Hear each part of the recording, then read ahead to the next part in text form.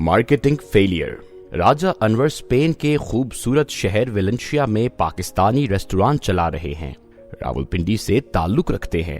36 برس قبل اسپین آئے، اسپینش خاتون سے شادی کی اور یونیورسٹی ایریا میں پاکستانی کھانوں کا ریسٹوران کھول دیا۔ ان کی اسپینش بیوی اور اسپینش پاکستانی بیٹی بھی ان کے ساتھ کام کرتی ہے۔ ہم 29 مئی کی رات کھانا کھانے ان کے ریسٹوران شیر خان پہنچے تو راجہ انور نے خوشی سے ہمارے گرد چکر لگانا شروع کر دیا۔ وہ کبھی کسی سے گلے ملتے تھے اور کبھی کسی کے ماتھے پر بوسہ دیتے تھے۔ میں نے خوشی سے نہال کا محاورہ سنا تھا، لیکن میں نے زندگی میں پہلی مرتبہ کسی کو باقاعدہ نہال دیکھا تھا، اور وہ راجہ انور تھے۔ ان کا کہنا تھا، میں نے 36 برسوں میں ویلنسیا میں ہر قومیت کا گروپ دیکھا۔ انڈیا سے ہر مہینے 5-7 گروپ آتے ہیں اور میرے ریسٹوران سے کھانا کھاتے ہیں، لیکن میں نے پہلی مرتبہ کوئی پاکستانی گروپ دیکھا۔ میں آج دل سے خوش ہوں اور مجھے محسوس ہوتا ہے اللہ نے مجھ سے یہ ریسٹوران بنوایا ہی اس دن کے لیے تھا کہ آپ لوگ آئیں اور میں آپ کی خدمت کروں۔ ان کا کہنا تھا، اسپین میں 1 لاکھ پاکستانی رہتے ہیں۔ ہم سب پاکستانی ٹورسٹ کو دیکھنا چاہتے ہیں، لیکن پاکستان سے کوئی آتا ہی نہیں تھا۔ انہوں نے آخر میں گروپ کے سامنے کھڑے ہو کر جذباتی تقریر بھی کی۔ ان کے لہجے میں درد اور خوشی دونوں جذبے موجود تھے۔ میں نے انہیں بتایا، ہم شاید یہ گروپ بھی نہ بنا پاتے اور آپ شاید 36 سال بعد بھی ہم 70 لوگوں کو نہ دیکھ پاتے اگر پاکستان میں مینوئل ڈیورن سفیر، ایلینا گومز ایاوز deputy head of mission, Ines Mena Gomez دی میروڈیو کونسلر نہ ہوتی۔ یہ پاکستان میں اسپین اور پاکستان دوستی کا شاندار ٹرائکا ہے۔ یہ لوگ دل سے چاہتے ہیں پاکستان اور اسپین کے درمیان رشتے زیادہ مضبوط ہوں، لیکن میں نے جب سفیر مینوئل ڈیورن کے سامنے گروپ کی تجویز رکھی تو انہوں نے نہ صرف خوش دلی سے ہمارے گروپ کو خوش آمدید کہا، بلکہ اسپین میں ہر قسم کی مدد کا وعدہ بھی کیا۔ یوں ہم لوگ اسپین پہنچ گئے۔ یہ رویہ پاکستانی ایمبیسیوں کے لیے مثال بننا چاہیے۔ ہمارے سفارت خانوں کو بھی اسی اسپرٹ کے تحت کام کرنا چاہیے تاکہ دوسرے ملکوں سے بھی لوگ پاکستان آ سکیں اور ہمارا خوبصورت ملک دیکھ سکیں۔ راجہ انور یہ سن کر مزید خوش ہو گئے۔ اسپین میں ہم جہاں سے گزرتے تھے لوگ ہمیں حیرت سے دیکھتے تھے اور پوچھتے تھے، انڈیا؟ ہم لوگ ہنس کر جواب دیتے تھے، نہیں، پاکستان۔ اور وہ حیرت اور جوش کے ساتھ کہتے تھے، واہ، پاکستان زندہ باد، اور ہمارا سینہ فخر سے چوڑا ہو جاتا تھا۔ پاکستان حقیقتاً ایک شاندار ملک ہے۔ ہم نے بے شمار خرابیوں اور کوتاہیوں کے باوجود دنیا میں لا تعداد ریکارڈ قائم کیے۔ ہمارے چھوٹے سے غریب ملک نے 40 سال اسکواش پر حکمرانی کی۔ ہم 4 مرتبہ ہاکی کے ورلڈ چیمپئن رہے۔ ہم کرکٹ میں آج بھی سٹار ہیں۔ پاکستان کو کرکٹ سے نکال کر یہ گیم مکمل نہیں ہو سکتی۔ دنیا کا سب سے بڑا نہری نظام بھی اس ملک میں ہے۔ ہم نے 57 سال قبل منگلا اور 46 سال پہلے تربیلا ڈیم بنا کر دنیا کو حیران کر دیا تھا۔ ہارورڈ یونیورسٹی کے انجینئرنگ ڈپارٹمنٹ کا پورا بیچ انٹرنشپ کرنے کے لیے منگلا آتا تھا۔ ہمارے ملک میں 64 برس میں 4 مارشل لا لگے اور یہ چاروں عوام کے دباؤ سے ختم ہوئے۔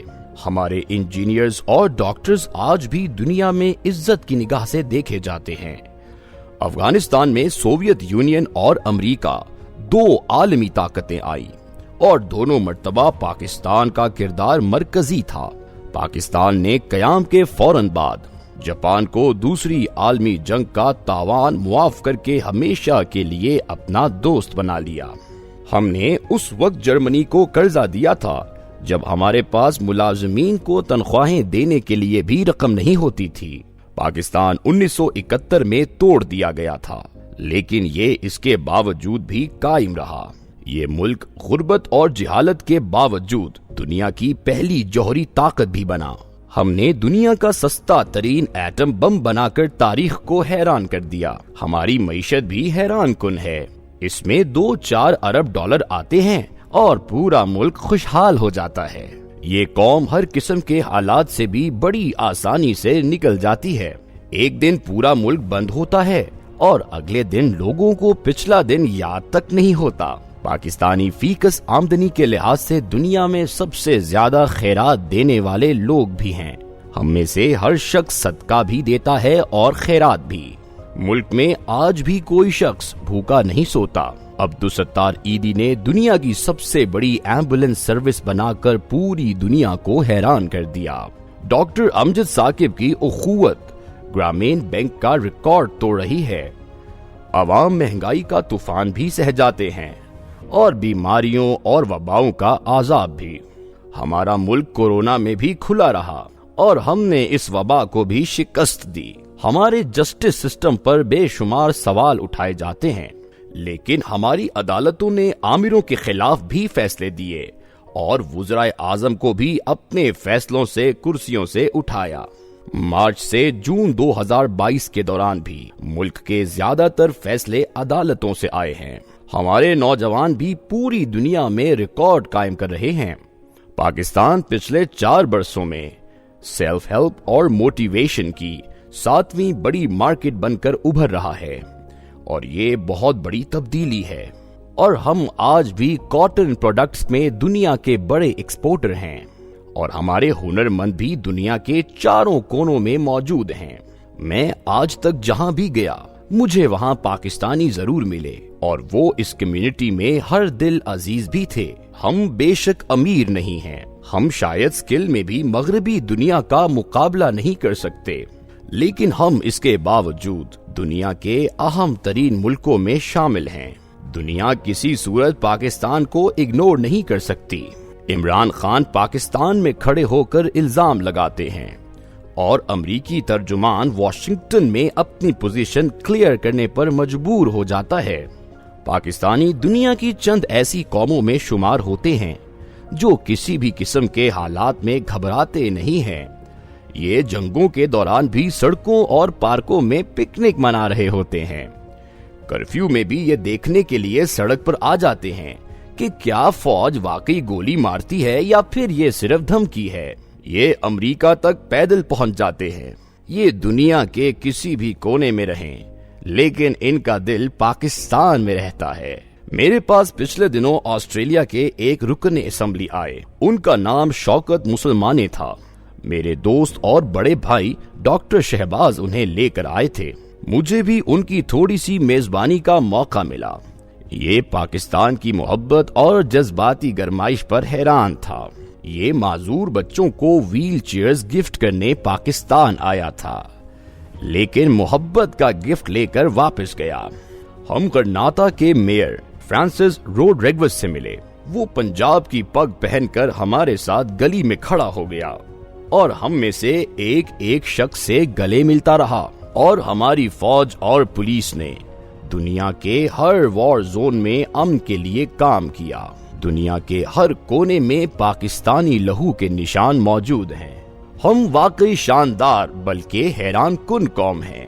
हमारा बस एक मसला है और वो है मार्केटिंग। हम दुनिया को अपनी अच्छाइयाँ, अपनी खूबियाँ बता नहीं पा रहे, जबकि हमारे मुकाबले में इंडिया हजारों खराबियों के बावजूद बहुत अच्छी मार्केटिंग कर रहा है। लिहाजा जब हम पाकिस्तानी किसी दूसरे मुल्क में जाते हैं तो लोग हमें भी इंडियन समझना शुरू कर देते हैं। और आज की दुनिया में मार्केटिंग का सयाहत टूरिज्म से बड़ा कोई टूल नहीं। इंडियन ने दुनिया भर में घूम फिर कर इंडिया को मुतारिफ करा दिया और बैरूनी दुनिया से सयाहों को इंडिया ला कर मेड इन इंडिया को इश्तिहार बना दिया। हम भी ये कर सकते हैं। हम भी अगर स्पेनिश सफीर मैनुअल डोरोन की तरह यूरोप के मुख्तलिफ सफीरों को समझा लें और ये अपने दरवाजे पाकिस्तानी सयाहों के लिए खोल दें और पाकिस्तान से पढ़े लिखे, कामयाब और समझदार लोग यूरोपीय मुल्कों के विजिट्स कर सकें, तो पाकिस्तान की मार्केटिंग और ब्रांडिंग ठीक हो सकती है और दुनिया असल पाकिस्तान से मुतारिफ हो सकती है। हम इसी तरह अगर गैर मुल्की सयाहों के लिए भी खुसूसी पैकेज बना दें, उन्हें सहूलतें दे दें, तो भी सूरत हाल बदल सकती है। ये याद रखें, हमारा असल हवाला डॉक्टर अमजद साकिब, अब्दुलसत्तार ईदी और मलाला यूसुफजई हैं। لیکن بدقسمتی سے یہ حوالہ پیچھے چلا گیا ہے اور ہمارا وہ تعارف سامنے آ گیا ہے جو دراصل ہم ہیں ہی نہیں۔ لہٰذا میرا دعویٰ ہے پاکستان مارکیٹنگ فیلئر کی انتہائی بری مثال ہے۔ ہم حیران کن قوم ہونے کے باوجود دنیا میں بدنام ہیں، جبکہ ہمارے دشمن انتہائی بری کارکردگی اور مسائل کے باوجود کرۂ ارض پر کامیابی کے جھنڈے گاڑ رہے ہیں۔ چنانچہ ہمیں صرف اور صرف اپنی مارکیٹنگ پر توجہ دینی چاہیے، اور سیاحت دنیا میں مارکیٹنگ کا بہترین ٹول ہے۔ آپ پاکستان کو غیر ملکی سیاحوں اور پاکستانی سیاحوں کے لیے دوسرے ملکوں کو آسان بنا دیں، پاکستان کا امیج بدل جائے گا۔ دوسرا، پاکستانی سفارتکاروں کو ایکٹیو کریں، وہاں ٹورزم کونسلر تعینات کریں اور عالمی ٹور آپریٹرز کو بھی سہولتیں دیں تاکہ پاکستان کی اچھی مارکیٹنگ ہو سکے۔ سیاحت کتنا بڑا حوالہ ہے، آپ اس کا اندازہ ابن بطوطہ اور مارکو پولو سے لگا لیجئے۔ ابن بطوطہ نے 697 سال اور مارکو پولو نے 751 سال قبل دنیا میں موراکو اور وینس کو متعارف کرایا تھا، اور یہ دونوں ملک آج تک اس تعارف کی کمائی کھا رہے ہیں۔ ہم بھی آسانی سے یہ کام کر سکتے ہیں۔ نوٹ: ہمارا اسپین کا اگلا ٹور اگست میں جائے گا۔ آپ 20 جون تک اپنی رجسٹریشن درج ذیل نمبرز پر کروا سکتے ہیں۔ Phone numbers 0301 333 4562 0331 333 4562 0331 5637 981